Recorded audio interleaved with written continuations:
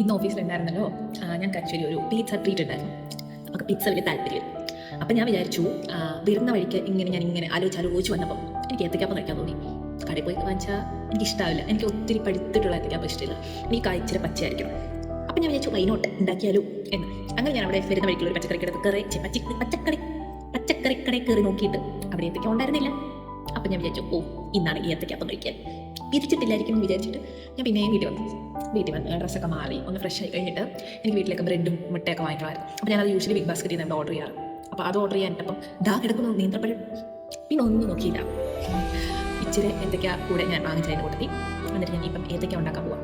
പക്ഷേ big ബാസ്ക്കറ്റിന് wait ചെയ്യുക. Big ബാസ്ക്കറ്റിന് ചേട്ടൻ വന്നില്ല. ചേട്ടന് വെയിറ്റ് ചെയ്യാം. ചേട്ടൻ കൂടി വന്നു കഴിഞ്ഞാൽ നമ്മൾ ഏത്തക്ക കൊണ്ടുപോയി കഴിക്കുന്നതായിരിക്കും.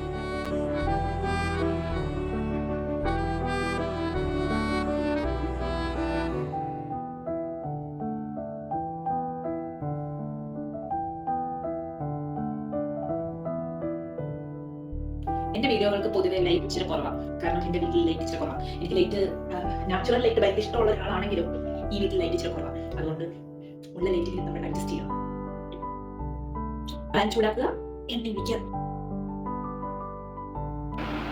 എണ്ണ ചൂടായി വരുന്നത് അപ്പം നമുക്ക് പെതുക്കെ ഓരോരോ പീസായിട്ട് ഇട്ട് കൊടുക്കാം.